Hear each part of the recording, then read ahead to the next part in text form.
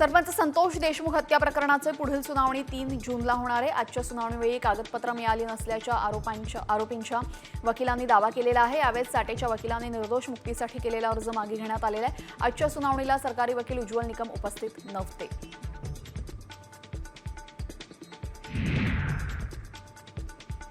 बीडचे पालकमंत्री अजित पवारांनी परळी वैद्यनाथच्या मंदिरातील कंत्राटदाराला चांगलंच धारेवर धरले।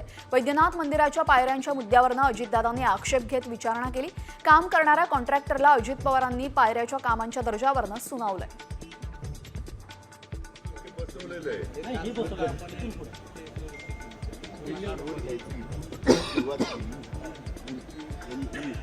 हे पण महत्त्वाचं आहे दादा, पायरीच्या प्रत्येक अंतर ज्यावेळेस आयला घेऊन केलं ना त्यावेळेसपासून अंतर आहे बरेच।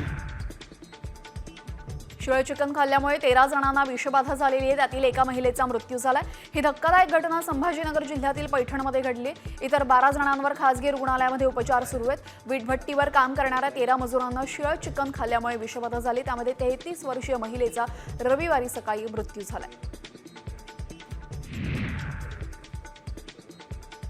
तुळजापूरमध्ये ड्रग्ज पाठोपाठ मटक्याचं रॅकेट देखील उघड झालेलं आहे। डिजिटल मटका चालवणाऱ्या काँग्रेस आणि भाजपच्या पदाधिकाऱ्यावर तुळजापूर पोलीस स्टेशनमध्ये गुन्हा दाखल करण्यात आलाय।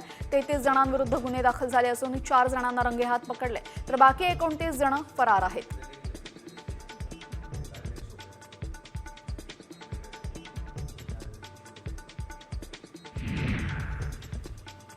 धाराशिवच्या भूम तालुक्यामध्ये ग्रामस्थ आक्रमक झालेले आहेत। बार्शी पाथरूड रस्त्यासाठी खड्ड्यामध्ये गाडून घेत आंदोलन केलेले, स्वतःला कमरेपर्यंत मातीमध्ये गाडून घेत आंदोलन केलेले। युद्ध पातळीवर काम चालू करतो असं सांगितलं होतं, पण 19 मे पर्यंत काही त्यांनी कुठलंही काम केलेलं नाही।